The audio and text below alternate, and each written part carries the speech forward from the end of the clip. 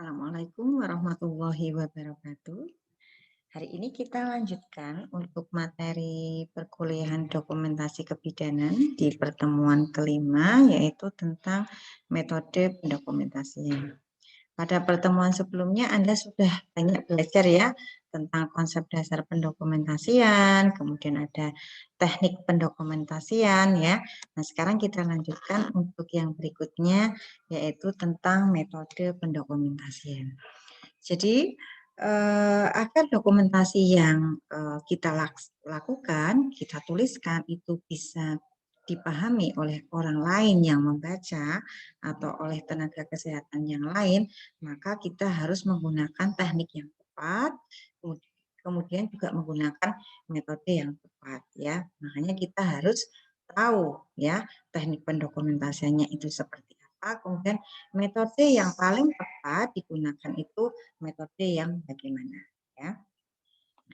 Nah, kita awali dulu bahwa dokumentasi kebidanan itu tidak hanya merupakan dokumen yang sah, tapi juga sebagai instrumen untuk melindungi para pasien dan juga bidan atau tenaga kesehatan secara sah ya. Oleh karena itu, bidan diharapkan dapat bekerja sesuai dengan standar profesional. Jadi nanti kita tahu bahwa pasien itu diberikan asuhan yang tepat, atau bidan itu memberikan asuhan atau terapi yang tepat, itu dari mana informasi itu diperoleh? Ya dari dokumentasi. Ketika suatu kasus masuk ke ranah hukum, kemudian diminta untuk mempertanggungjawabkan apa yang sudah diberikan ke pasien, maka tidak bisa tenaga kesehatan hanya menjawab, saya sudah memberikan sesuai dengan yang seharusnya. Nah, pasti akan ditanya dari mana ya. Kita tahu bahwa Anda sudah memberikan asuhan sesuai dengan seharusnya. Kalau hanya bercerita ya dari saya informasi yang saya sampaikan nggak bisa ya. Itu harus terekam, terekod ya. Nah, terekodnya dengan apa? Dengan dokumentasi yang selalu kita lakukan setelah kita memberikan asuhan pada pasien itu. Nah, umumnya ada informasi-informasi yang masuk ke dalam rekam medis atau catatan status pasien ya. Biasanya informasi itu meliputi data demografik ya. Data demografik itu ya identitas, agama, umur, sampai dengan alamat ya, nomor HP itu masuk ya. Kemudian untuk data demografik ini biasanya tidak hanya pasien, tetapi juga penanggung jawab. Kalau misalkan anak-anak berarti orang tua, kalau ibu hamil, ibu bersalin biasanya suaminya ya. Kemudian riwayat kesehatan dan pemeriksaan fisiknya ya. Kemudian formulir-formulir persetujuan untuk dilakukan tindakan. Kemudian diagnosanya apa, pengobatannya apa, catatan perkembangan atau kemajuan. Nah, biasanya kalau ibu bersalin berarti catatan perkembangan tentang proses kemajuan persalinannya. Misalkan jam 6 pagi itu diperiksa hasilnya misalkan pembukaannya 4 ya. Nanti 4 jam berikutnya karena pemeriksaan dalam itu rutin 4 jam sekali atau bila ada indikasi maka mungkin akan dicatat lagi misalkan tadi jam 6 pembukaan 4 nanti jam 10 apakah ada perkembangan atau kemajuan proses persalinannya, pembukaannya maju apa tidak ya. Kemudian catatan secara berkesinambungan yang biasanya dalam bentuk flowsheet ya. Nah, ini biasanya untuk catatan tentang tanda-tanda vital ya. Jam 6 TTV-nya berapa, ada catatannya nanti 4 jam kemudian atau pada saat jam 12 siang nanti ada lagi itu catatan yang berkesinambungan. Nah, kategori ini biasanya masuk ke dalam informasi dalam catatan perkembangan pasien ya. Kemudian juga ada catatan yang dituliskan oleh bidan sendiri ya, tentang keluhan pasiennya, misalkan tentang mungkin yang dirasakan pasiennya, kalau ibu bersalin mungkin kenceng-kencengnya, kontraksinya, kemudian apakah sudah keluar lendir darah atau belum, itu catatan bidannya. Keberadaan dokumentasi, baik berbentuk catatan maupun berbentuk laporan, akan sangat membantu dalam berkomunikasi baik antara sesama bidan maupun lembaran tindakannya. Jadi nanti yang misalkan kita operan dinas ya, kita dinasnya siang, kita nggak perlu telepon-telepon yang dinas pagi ya. Kita baca dulu dokumentasinya, catatannya dinas pagi itu seperti apa ya. Itu sudah kalau catatannya itu lengkap, baik, itu tidak perlu menghubungi yang dinas pagi itu Anda sudah tahu ya. Pada saat pagi itu sudah diberikan terapi apa, asuhannya apa, evaluasinya dari hasil tindakannya itu apa, itu sudah ada semua. Itu kalau catatannya bagus ya. Kemudian yang biasanya masuk lagi di dalam catatan atau status perkembangan pasien itu catatan laboratoriumnya ya. Laporan rongsennya misalkan kalau ada, kemudian ringkasan pasien pulang. Jadi ringkasan pasien pulang itu penting. Apakah pasien pulang itu dalam keadaan baik atau dalam keadaan sehat atau APS ya, atas permintaan sendiri atau dalam bahasanya itu pulang paksa. Itu harus ada catatannya. Kenapa? Karena nanti kalau di rumah ternyata pasien keadaannya itu tidak sesuai dengan pada saat perawatan di rumah sakit, itu nanti akan bisa dievaluasi. Ini tiba-tiba pasien sampai rumah misalkan meninggal ya. Loh ini gimana perawatan di rumah sakitnya? Nah, dilihat dulu catatan perkembangannya, catatan untuk ringkasan pasien pulangnya. Oh, ternyata pasiennya itu pulang paksa ya. Jadi keadaannya belum baik, tapi karena ada sesuatu hal, akhirnya pasien itu minta pulang ya. Jadi nanti tidak ada pihak-pihak yang dirugikan, ya tidak ada tuntutan dan lain sebagainya. Nah, SOAP atau metode pendokumentasian yang biasa bidan lakukan itu dengan metode SOAP ya. Tetapi nanti kita akan belajar metode-metode yang lainnya ya. Tetapi lebih banyak kita nanti mendalami untuk metode SOAP. Nah, untuk metode pendokumentasian itu sangat erat kaitannya dengan manajemen kebidanan ya, atau yang biasa kita kenal dengan manajemen Varney ya. Kita menggunakan manajemen kebidanan Varney di mana untuk manajemen kebidanan itu ada 7 langkah yang bisa Anda lihat di sini. Yang pertama adalah mengumpulkan data ya, atau disebut juga dengan pengkajian ya. Pengkajian ini terdiri dari mengumpulkan data subjektif, yaitu berdasarkan dari hasil yang disampaikan anamnesa dari pasien, kemudian juga dokumentasi yang sifatnya objektif ya, berdasarkan hasil pemeriksaan kita, hasil pemeriksaan laboratorium, penunjang dan hasil-hasil pemeriksaan yang lainnya. Setelah hasil dokumentasi untuk pengkajian terkumpul, yaitu data subjektif dan objektifnya, maka langkah berikutnya adalah kita lakukan interpretasi data, atau kita membuat kesimpulan, atau kita membuat diagnosa, ya, diagnosa yang ditegakkan berdasarkan hasil dari data subjektif dan objektif itu. Ya, selain diagnosa, di langkah kedua ini juga ada penentuan masalah, ya. Jadi untuk diagnosa itu tetap berpegang kepada diagnosa nomenklatur kebidanan. Jadi jangan membuat diagnosa tetapi tidak ada di diagnosa nomenklatur kebidanan. Nah, selain diagnosa kadang-kadang muncul masalah ya. Masalah ini banyak. Ada masalah fisik, psikologi, bio, psikososial, kultural itu masuk ke dalam masalah. Jadi hal-hal yang perlu diatasi dan sekiranya sifatnya penting tetapi tidak masuk ke dalam diagnosa itu bisa dimasukkan ke dalam masalah. Kemudian langkah ketiga itu mengidentifikasi diagnosa atau masalah potensial. Potensial ya, kalau yang langkah kedua itu diagnosa atau masalah yang aktual. Aktual itu yang sekarang, yang sudah terjadi.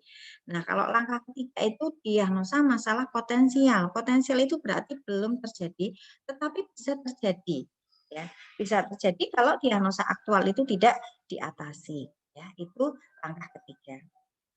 Langkah keempatnya menetapkan kebutuhan konsultasi kolaborasi dengan tenaga kesehatan yang lain ya.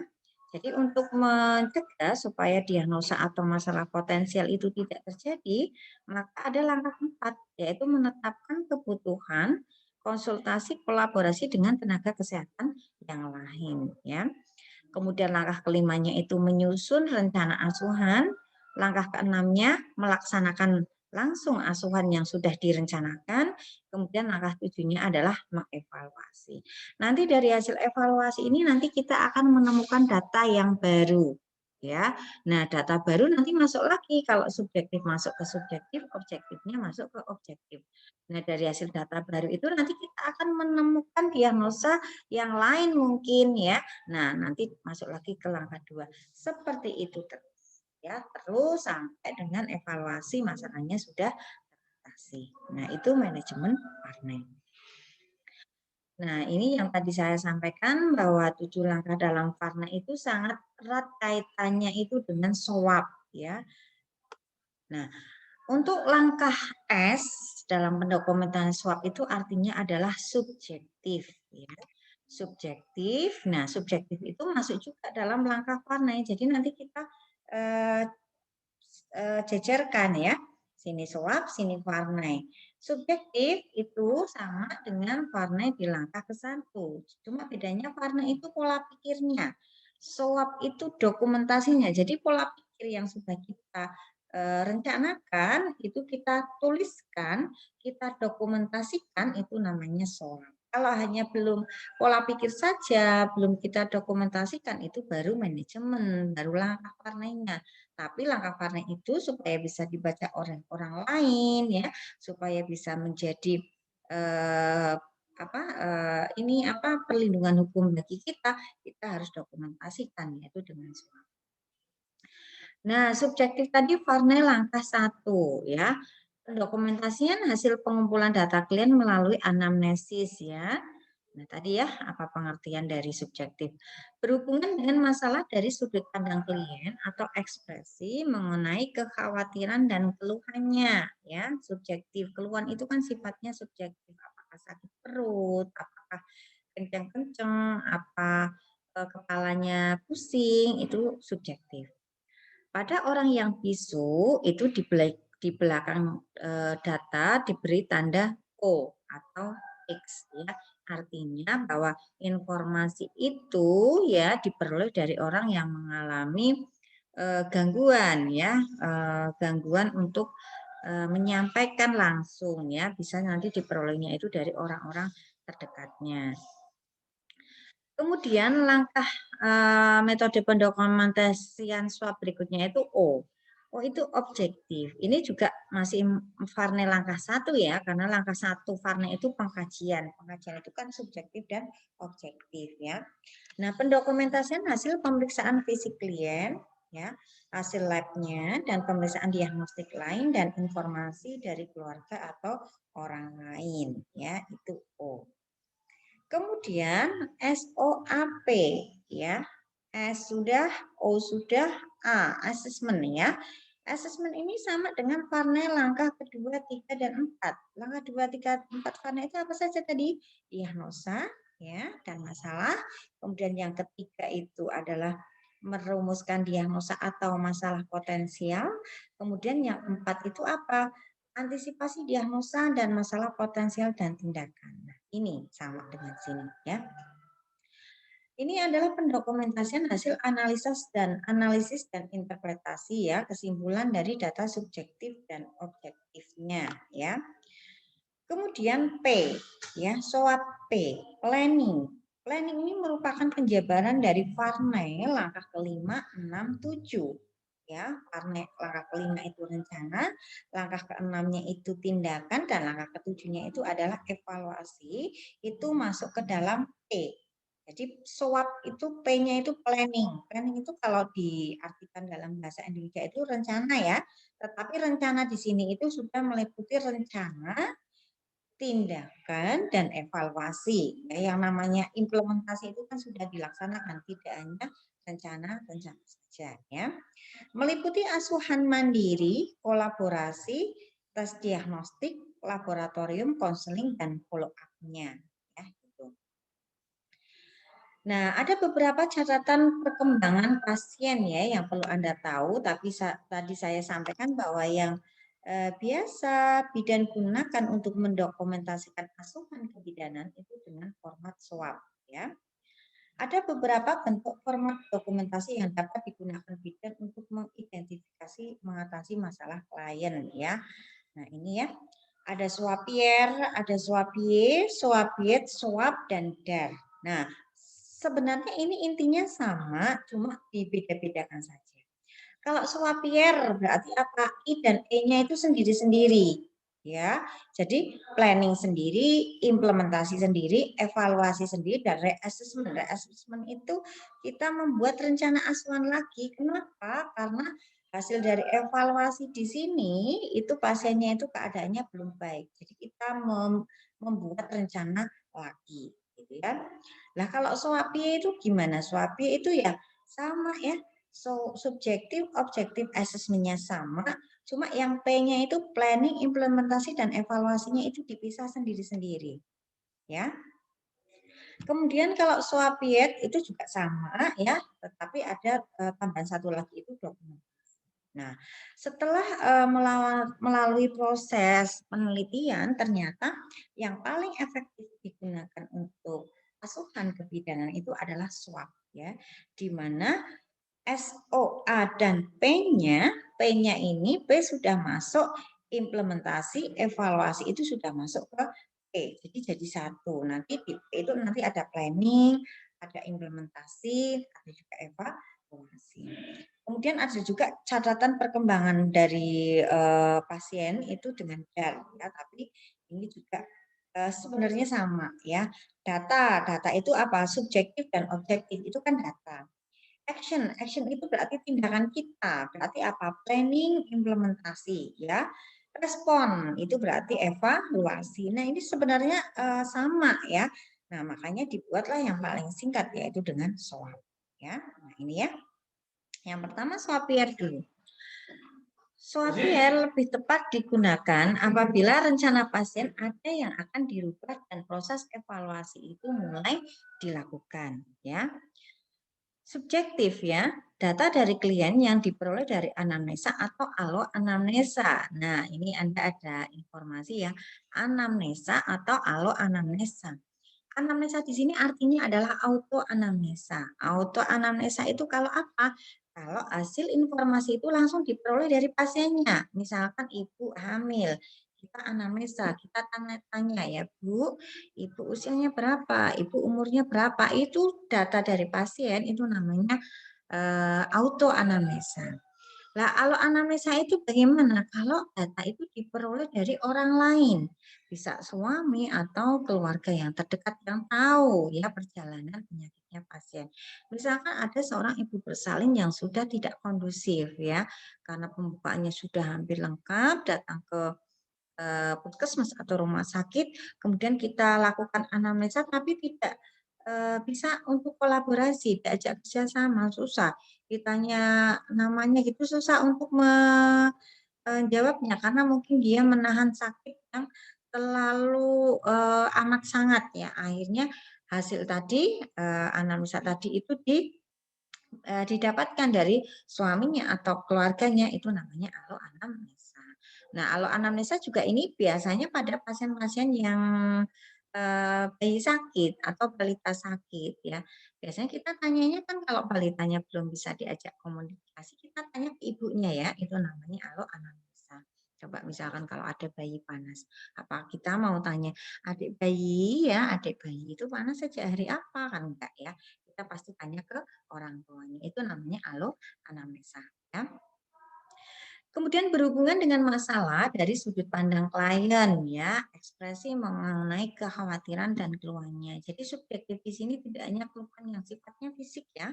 Kadang-kadang ada ibu hamil itu yang ketika di anamnesa itu ekspresinya itu sedih ya atau datar saja. Nah, dari situ nanti kita bisa menyimpulkan, oh berarti mungkin ada masalah-masalah yang kaitannya dengan psikologis ya. Apa dia tidak menerima kehamilannya atau mungkin suaminya di luar kota atau sedang ada masalah dengan keluarganya yang lain. Jadi masalahnya itu bisa bio, psikososial, kultural banyak sekali gitu ya. Nah, tadi pada orang bisu diberi tanda O atau X ya, jangan salah. Artinya informasi itu diperoleh dari orang yang mempunyai keterbatasan atau bahkan itu diperolehnya itu dari anggota keluarga yang lain ya.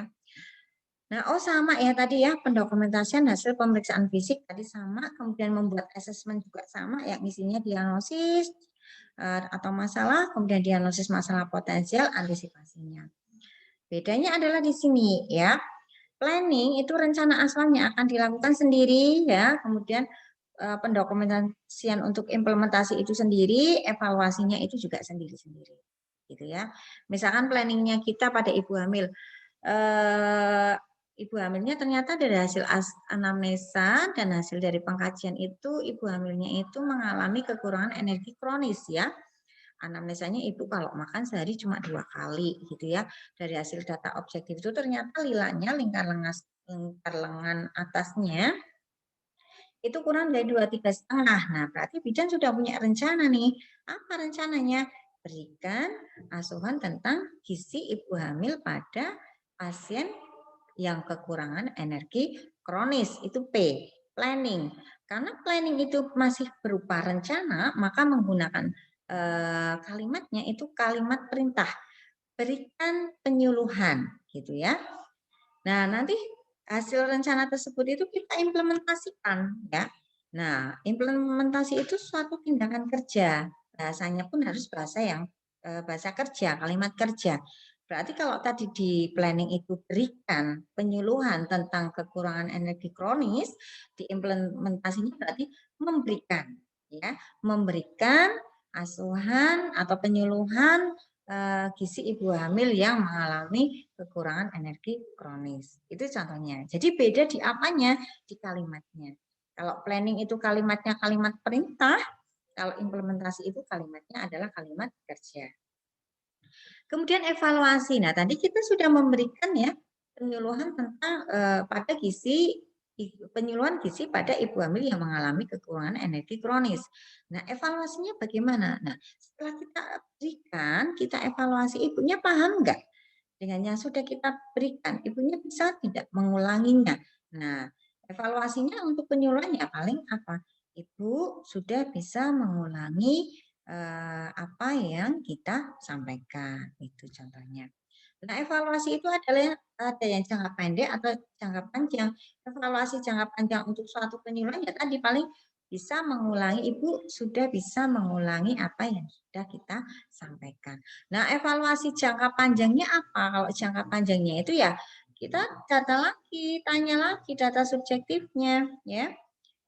Apakah ibunya makannya tadi kan baru 2 kali, apakah sekarang setelah kita berikan penyuluhan tentang gizi tadi itu jadi merubah pola makannya ya, jadi 3 kali atau mungkin bahkan 4 kali sehari, itu data subjektifnya. Kemudian objektifnya nilainya kita ukur lagi di pertemuan kehamilan berikutnya, misalkan di 2 minggu kunjungan berikutnya itu kita evaluasi yang tadinya misalkan 23, apakah sekarang jadi 24 atau masih tetap atau bertambah, itu evaluasi jangka panjangnya ya.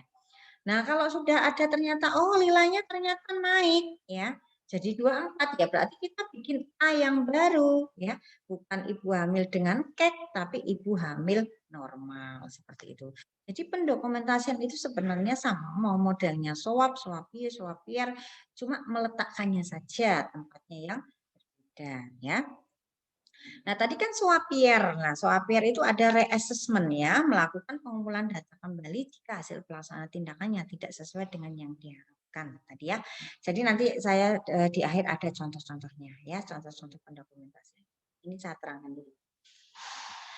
Nah, tadi R itu sama ya tadi ya, reassessment atau revisit ya, dirubah ya.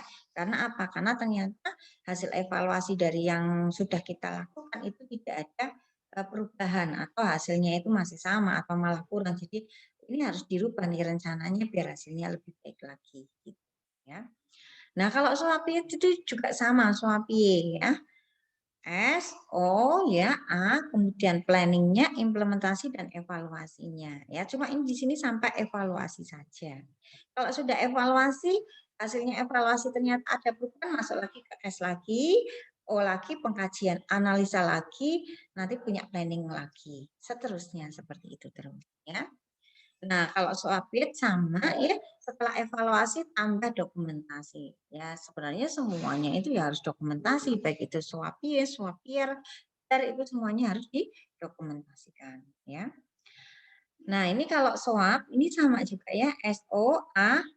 Cuma di sini, nah Anda perlu lihat di sini di planning ya, bahwa di planning pendokumentasian tindakan ya, itu di planning itu ada I dan juga ada E. Jadi planningnya di sini bukan hanya rencana, tetapi pendokumentasian dari implementasinya juga masuk ke P. Evaluasinya juga masuk ke P, meliputi asuhan mandiri, kolaborasi, tes diagnostik, laboratorium, konseling, dan follow up-nya. Follow up-nya itu evaluasinya ya. Nah, kalau DAR itu apa? DAR itu ya sama, tadi saya sampaikan. DAR, D, data, A, ya, analisa, assessment, diagnosa, R itu apa? Respon, evaluasi, ya. Itu sama, ya. Format dokumentasi DAR membantu perawat atau bidan untuk mengatur pemikirannya dan memberikan struktur yang dapat meningkatkan pemecahan masalah yang kreatif. Komunikasi yang terstruktur akan mempermudah konsistensi penyelesaian masalah di antara tim kesehatan. Ya. Nah, ini dah ya, A-nya itu adalah action, maaf, A bukan assessment tadi, tapi action atau implementasi ya. Kalau di dalam bahasa swabnya A itu adalah implementasi, D-nya S dan O-nya, kemudian A langsung action, jadi tanpa diagnosa, dan R-nya itu respon ya atau evaluasinya. Nah, di sini masih kurangnya itu apa diagnosanya. Jadi pendokumentasian DAR di sini memang jarang sekali digunakan ya. Nah, ini keterkaitan antara manajemen kebidanan dengan pendokumentasian ya. Kalau langkah varnya di sini ya data ya. Nah, kalau bidan itu kompetensi bidan itu data, membuat pengkajian data, kemudian membuat diagnosis, planning, implementasi, dan evaluasi. Ini sama ya. Kalau SWOT itu S-nya isinya subjektif, objektif, analisa itu isinya adalah tadi diagnosa, antisipasi, kebutuhan segera, kemudian kalau P-nya SWOT AP ya. Ini A ya, ini SO, kemudian A, kemudian P itu planningnya. Planning itu isinya apa? Isinya adalah implementasi dan evaluasi juga, termasuk asuhan mandiri, kolaborasi, tes diagnostik, konseling, dan follow up-nya. Ya. Jadi sebenarnya sama ya. Nah, ini adalah contoh-contoh ya swab-nya itu ya. Contoh swab nih ya. Kalau S-nya mengeluh kencing, maaf bukan kencing ke sini ya. Kencing-kencing semakin sering, semakin lama, dan semakin sakit, ibu ingin menejan atau meneran ya. Objektifnya dari hasil dari pengkajian di daerah genetalia itu perineumnya menonjol, anus membuka, vagina PT-nya itu pembukaan 10, ketubannya utuh, kepala di Hodge 3, lendir darah positif, artinya ada lendir darah. Nah, diagnosanya apa? Infartu kala 2 awal atau infartu kala 2 saja. Nah, planningnya, nah, swab di sini P-nya itu kan berarti sama dengan I ya. I. Jadi implementasi. Jadi bahasanya itu adalah bahasa kerja. Menyiapkan, bukan siapkan, bukan. Menyiapkan set, mengatur, bukan atur. Kalau atur itu berarti hanya planning saja. Tapi P-nya di sini adalah implementasi untuk SWOT. Mengatur posisi sesuai yang diinginkan dan nyaman bagi ibu. Memimpin ibu mengejan dan menolong kelahiran bayi. Nah, kita lihat bayi lahir spontan, ini adalah evaluasinya. Jadi hasil dari implementasi kita memimpin persalinan, menolong kelahiran bayi itu hasilnya apa? Bayinya lahir spontan laki-laki akbar skornya 8. Ini contoh swab ya, mudah-mudahan bisa dipahami. Yang swab itu sama, SOA-nya itu sama, tinggal bedanya di P-nya saja dipisah-pisahkan ya. Kalau P-nya ini apa isinya? I dan E ya, itu. Nah, ini swab PIE ya contohnya. Nah, ini sama sih. Ya. Catatan perkembangannya. Nah, ini ya contohnya ya adalah ini saya berikan catatan bukan kebidanan ya, tetapi saya ini hanya ingin melihat bahwa P-nya kalau di swab ini I-nya itu masuk ke P, kalau ini disendiri-sendirikan. Ya, kalau ini E-nya juga disendiri-sendirikan. Jadi hanya masalah teknis bagaimana caranya. Namanya metode itu kan bagaimana caranya, ya. Swab itu pola pikirnya adalah sama, yaitu dengan manajemen Parnay. Tinggal bagaimana menuangkannya ke dalam dokumentasi itu yang berbeda-beda. Nah, itu kita lihat ya. Kalau Swapia itu P-nya sendiri, I-nya sendiri, E-nya sendiri. P-nya sendiri ada rencana konsultasi, itu kan planning ya. Nah, I-nya jadwal konsultasi dengan ahli diet berhasil ditentukan. Berarti kan dia sudah menghubungi ya bagian gizi ya, sudah ada jadwalnya. Itu kan berarti sudah dilakukan. Rencana yang P tadi sudah dilakukan. Evaluasinya apa ya? Sudah dikunjungi ahli dietnya ya. Pinginnya apa gitu. Itu Swapie. Nah, kalau Swapier ya R-nya itu revisi atau reassessment lagi ya. Contohnya nih ya, ada satu kasus ya tentang luka infeksi ini contohnya. Pasien mengeluh nyeri di sekitar luka ketika dipalpasi atau dipegang ya. Nah, O-nya terlihat ketika dibuka balutannya itu ada nananya dan baunya bau-bau yang kurang sedap ya. Nah, asesmen atau kesimpulannya diagnosanya adalah terjadi infeksi pada luka. Nah, planningnya itu teruskan perawatan luka, ya. Kemudian basahi luka dengan NaCl 0,9 sesuai dengan instruksi. Nah, I-nya ini kurang I-nya, maaf nanti saya tambah. I-nya itu apa? Ya, meneruskan perawatan luka, membasahi luka dengan NaCl. Nah, evaluasinya setelah beberapa jam dievaluasi, lukanya ternyata masih benanah, ya. Nah, berarti ini harus ada revisi nih ya. Yang tadinya itu teruskan perawatan luka, basahi luka dengan NaCl 0,9 sesuai instruksi. Instruksi yang pertama mungkin hanya 1 kali sehari, maka ada perubahan ya, ganti balutan menjadi 2 kali sehari sampai dengan hari ke-3. Gitu ya. Yang tadinya hanya pagi saja, ini diganti 2 kali sehari. Kenapa? Karena dievaluasi lukanya masih penanah gitu. Ya, itu contoh Swapir ya. Kemudian saya berikan contoh lagi untuk yang Swapiet ya, Swapiet ya. Ini contohnya. Oh maaf, contoh untuk yang Swapiet lagi supaya lebih jelas nih. Ya, ini contohnya ya.